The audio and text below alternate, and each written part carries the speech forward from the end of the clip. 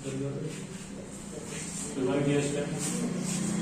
Class में हम लोग फिजिकल, इसकी पहले क्लास में हम इलेक्ट्रिक पावर और एनर्जी के बारे में स्टडी कर चुके हैं और आज की क्लासेस में हम लोग फिजिकल जो कि आपके आधारित होंगे इलेक्ट्रिक पावर और एनर्जी पर। ठीक है, एक बार फिर से आपको बता दें इलेक्ट्रिक पावर का फॉर्मूला होता है V/2 अपॉन R और I/2 अपॉन I/2 R। ये तीन फॉर्मूले। इसके अलावा बहुत सारे फॉर्मूले, लेकिन हमको मेनली ये तीन फॉर्मूले पे फोकस करना है। दूसरा, energy equal to P into T होता है, या फिर आप एनर्जी को P की वैल्यू क्या होता है VI, तो VIT लिख सकते हो, या फिर V² अपॉन RT लिख सकते हो, या फिर आप यहाँ पर I² R और ठीक है। तो ये चीजें आपको ध्यान में रखना है कि एनर्जी का फॉर्मूला VIT होता है, या V² अपॉन RT होता है, या फिर I² RT होता है। और पावर का फॉर्मूला क्या होता है VI, V² अपॉन R और I² R। ठीक है, ये चीजें जो आपको ध्यान में रखनी है ना। अब जो है हम लोग यहाँ पर क्वेश्चन को सॉल्व करते हैं। जैसे कि यहाँ पर क्वेश्चन दिया है कि यहाँ पे एक रेडियो सेट है जो कि 60 वाट का है। कितने वाट का? 60 वाट। और कितने घंटे यूटिलाइज किया गया? 50 आवर्स। तो एनर्जी का हम सभी जानते हैं कि एनर्जी के ऐसा यूनिट होता है किलोवाट आवर। एनर्जी के ऐसा यूनिट क्या होता है? Kilowatt hour.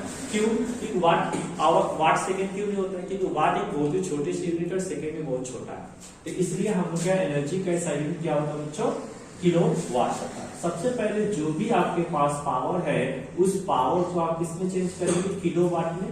किलोवाट में चेंज करने के लिए किससे डिवाइड करेंगे? 1000 से। इस प्रकार से ये हो जाएगा 0.06 किलोवाट। ठीक है, टाइम की वैल्यू जो है हमको आवर्स में चाहिए, तो 50 आवर है हमारे पास, तो वेरी गुड, बहुत अच्छी बात है। अब एनर्जी इक्वल टू क्या होता है? P इंटू टी होता है। ठीक है, P की वैल्यू कितनी है? 0.06 इंटू 50। ठीक है, किलोवाट आवर। किलोवाट जो है वो पावर का ऐसा यूनिट है और किलोवाट आवर किसका ऐसा यूनिट है? एनर्जी, कमर्शियल एनर्जी का ऐसा यूनिट। ठीक है, बात समझ में? जो किसके बराबर होता है? Work unit. ये चीज आपको ध्यान में रखना है। इस प्रकार से आप इसको सॉल्व करते हैं तो ये हो जाएगा 30 और 1 0, तो उसका पॉइंट कितना रखा? यानी कितना किलोवाट हो गया? 3 किलोवाट, यानी 3 यूनिट। आपको नीचे कितना यूज करना है? 3। ठीक है, एक चीज और, 1 किलोवाट में आपका होता है 3.6 into 10 power 6 joule energy. 1 kilowatt में कितना कंज्यूम होता है? 3.6 into 10 power 6 joule energy consume आपकी की जाती है। वो कैसे आया वो चीज एक बार देख लेते हैं ताकि अच्छी तरह समझ में आए। किलोवाट को 1000 वाट लिख सकते हैं और मल्टीप्लाई आवर्स को क्या आप इसको 3600 सेकेंड लिख सकते हैं? कोई दिक्कत? यहाँ पे पावर क्या होता है? तो पावर जो है वो आपका जूल पर सेकेंड होता है। पावर क्या है? जूल पर सेकेंड। वाट यहाँ पे 1000 जूल पर सेकेंड इंटू 3600 सेकेंड। सेकेंड से सेकेंड करेंगे, आप इसको सोल्व कर देंगे तो 36 के बाद कितने जीरो? 5 जीरो, और उसका जूल यानी क्या हो गया? 36 इंटू 10 पावर 6 जूल। ये याद, ठीक है ना। मोस्ट इंपोर्टेंट पॉइंट आपको बताया है कि एनर्जी का इस्तेमाल किलोवाट आवर होता है। 1 किलोवाट आवर में कितनी एनर्जी होती है? 3.6। अगर इसने पूछा कि कितनी जूल एनर्जी कंज्यूम किया, तो आप पहले इसको यूनिट में लेकर आओ और डायरेक्ट इसको 3.6 10 पावर 6 जूल एनर्जी से मल्टीप्लाई करो, आपके पास जूल की वैल्यू मिल जाएगी। तो जब एडवांस लेवल पे जाते हो तो उस समय आपसे क्वेश्चन होता है how much is consume the energy in joule. Joule में पूछ देगा, तो घबराने की बात नहीं। सबसे पहले हम क्या करेंगे? यहाँ किलोवाट आवर या फिर यूनिट उसकी वैल्यू निकालते हैं, उसको 3.6 10 पावर 6 जूल से मल्टीप्लाई। ओके, कोई दिक्कत? बात समझ रहा है? तो इस क्वेश्चन में हमने देखा कि एनर्जी कैसे निकालते हैं। Energy equal to P into T, लेकिन हम लोग का जो भी पावर होगा उसको किसमें चेंज करेंगे? किलोवाट में। क्यों चेंज करेंगे? क्योंकि इसका एसआई किलोवाट होता है, किलोवाट आवर होता है। ठीक है, kilowatt is SI unit of power, whereas the kilowatt hour is the SI unit of energy, commercial energy. Okay, इस बात को आप याद रखेंगे।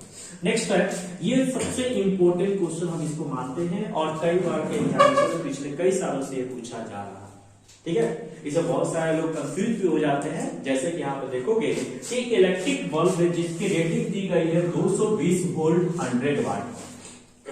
ठीक है, लेकिन वही जो आपकी इलेक्ट्रिक बल्ब है जो कि आपकी ऑपरेटिंग की जा रही है 110 वोल्ट पर, तो अब बताइए इसकी पावर क्या होगी। आपने देखा कि अरे ये जो आपका 220 है उसका सीधा हाफ वन है, यहाँ पे 110 है, तो वोल्टेज हाफ हो गया। सिंपल सी बात है, पावर भी हाफ हो जाना चाहिए, लेकिन एक्चुअली ऐसा नहीं होगा। ठीक है, आपके अनुसार इसका पावर आ रहा होगा, जहां तक को मालूम है आपने माइंड में सोच लिया होगा 50 वाट। ठीक है, क्यों गलत?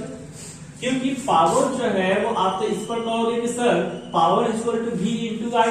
पावर का डायरेक्टली प्रोपोर्शनल कौन है? Potential difference. तो पावर अगर आपका पोटेंशियल डिफरेंस हाफ हो गया तो पावर भी हाफ हो जाएगा ना।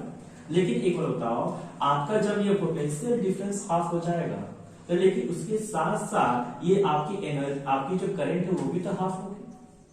क्या वही करंट इसको मिल रहा होगा 110 वोल्ट पर जितना कि करंट 220 पर मिल रहा था? नहीं मिल रहा होगा, नहीं मिल रहा होगा। तो इस प्रकार से हम यहाँ पर सबसे पहले फाइंड आउट करेंगे कि रेसिस्टेंस की वैल्यू क्या है। क्यों? क्योंकि जब हमने बल्ब को 220 वोल्ट पे ऑपरेट किया, समझने की कोशिश करना, क्यों हम यहाँ पर रेसिस्टेंस निकालते, बहुत सारे लोगों को समझ में नहीं आता है, इसलिए बार फोकस कर रहे हैं। ठीक है, इस बात को ध्यान से देखिएगा। 220 वोल्ट पर जब हमने इस बल्ब का यूटिलाइजेशन, मान लो कि ये आपका बल्ब है जो कि आपने 220 वोल्ट पे ऑपरेट किया और इसी बल्ब को आपने 110 वोल्ट पे ऑपरेट किया या फिर 40 वोल्ट पे ऑपरेट किया। एक बार बताओ, इस बल्ब के अंदर क्या कांस्टेंट रह गया?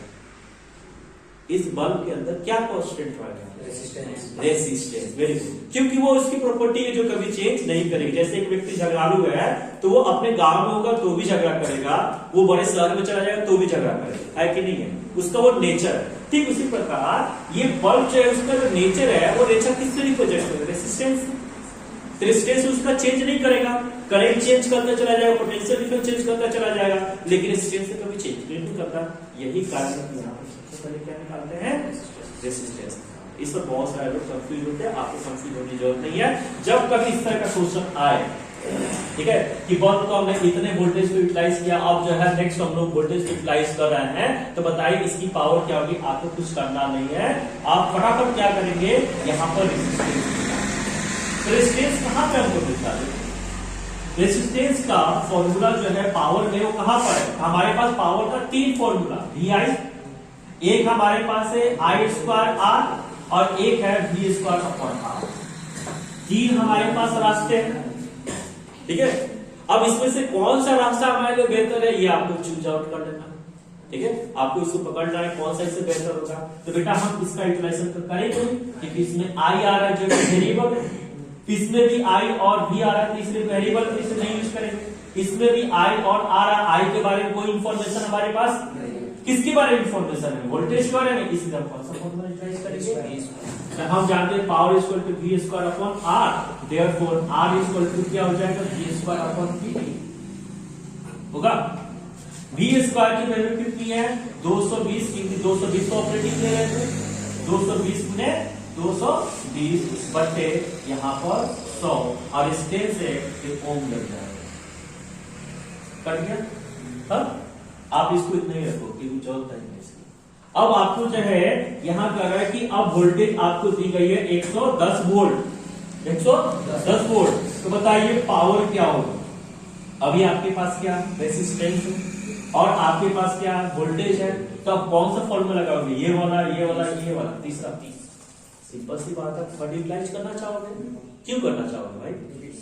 क्योंकि यहाँ पे वोल्टेज भी दिया गया और रेजिस्टेंस भी है, तो हमारे पास दोनों चीज तो मौजूद है कि नहीं है? इस प्रकार से R की वैल्यू कितनी है? 22 गुने 22। इस प्रकार से हमारे पास P इक्वल टू क्या होता है? V²/R। यही फॉर्मेट होता है। तो यहाँ पर बच्चों आप क्या लिख सकते हैं?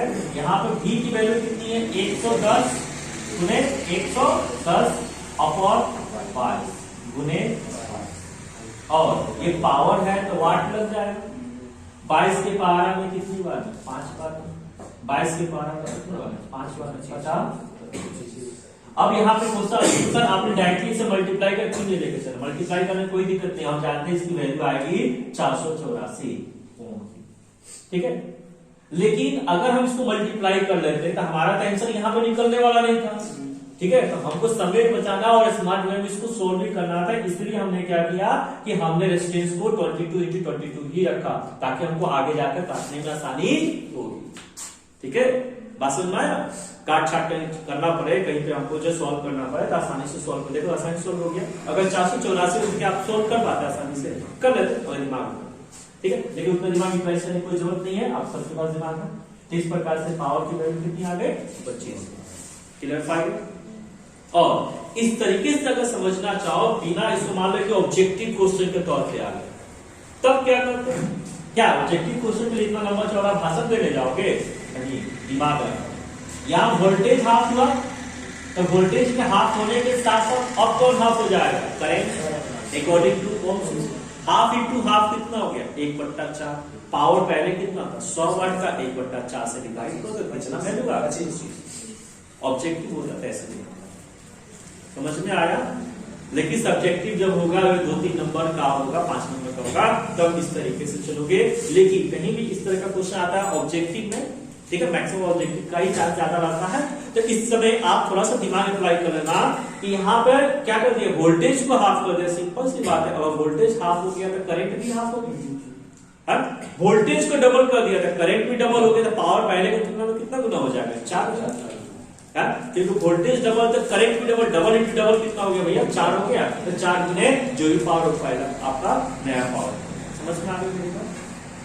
क्लियर है? अगर जो है पहले की तुलना में अभी आपकी वोल्टेज जो है 5 गुनी कम कर दी गई तो पावर कितना गुना कम हो जाएगा? 1/5 गुने 1/5 कितना होगा? क्यों? क्योंकि 1/5 किसके लिए? वोल्टेज के लिए। 1/5 किसके लिए? और दोनों क्या कर रहे? मल्टीप्लाई कर रहे हैं। दोनों क्या कर रहे हैं? मल्टीप्लाई। इसलिए 1/5 गुने 1/5 कितना हो गया? 1/25। यानी पावर पहले की तुलना में कितना गुना कम हो जाएगा? 1/25 गुना। ठीक है, बात समझ में आ गया? अब जो है पावर पहले की तुलना में, अगर वोल्टेज पहले की तुलना में अगर 6 गुना बढ़ गया तो बताओ पावर कितना गुना हो जाएगा? 6 गुना 6 36 6 का स्क्वायर। क्यों? कि वोल्टेज बढ़ेगा तो करंट भी बढ़ेगा, इसलिए आपको ज्यादा फोकसिंग कर रहा है। क्योंकि ऑब्जेक्टिव में बहुत ज्यादा चांस होता है इसको देने का, सब्जेक्टिव नहीं आता है। तो जब कभी ऐसा सब्जेक्टिव नहीं होगा, ऑब्जेक्टिव होगा, तो उसके लिए इतना टाइम फील करना हमको नहीं लगता कहीं से भी बेहतर होगा, इसलिए आप वहां पर दिमाग लगाएं। Next question number 3। एक करंट है जो कितने एम्पियर का? 4 एम्पियर का। किसी एक जो है इलेक्ट्रिक कंडक्टर जिसकी वोल्टेज कितनी दी गई है? 12 वोल्ट की दी गई है, इलेक्ट्रिक बल्ब है, ठीक है, हेडलाइट बल्ब है, और जो कि 10 मिनट के लिए ऑपरेट किया, तो बताओ कितना एनर्जी किया? आपको क्या निकालना है? Energy. Energy is equal to P into T. तो आप सभी जानते हैं पावर को सबसे पहले किसमें लेके आना होगा? किलोवाट, क्योंकि एनर्जी का साइन किलोवाट आवर, और टाइम को किसमें लेके आना होगा? आवर। यहाँ पावर की वैल्यू निकालेंगे, power is equal to VI होता है ना, सबसे नॉर्मल फॉर्मूला हमारे पास है VI। V की वैल्यू कितनी है? तो V की वैल्यू जो है हमारे पास 12 गुने 4, और ये वाट है तो किलोवाट चेंज करेंगे तो भैया 1000 से डिवाइड कर देंगे, कितना हो जाएगा? 0.4048 किलोवाट। ठीक है, अब उसके बाद टाइम कितना दिया है आपको? टाइम दिया है आपको 10 मिनट। 10 मिनट किया, मिनट को हम आवर्स में चेंज करें, कैसे चेंज करेंगे बाबू? 60 से डिवाइड करके। हाँ, तो ये कितना हो गया? 1/6 आवर्स। Any question? नेक्स्ट हमको क्या निकालना है? E is equal to P into T. P की वैल्यू कितनी है? तो 0.048 इंटू 1/6। आप इसको कट करने जानते हो? कट करो, कितना हो गया? 0.008 किलोवाट आवर। अब पूछता है एनर्जी जूल में बताओ तो क्या करते हैं? किससे? 3.6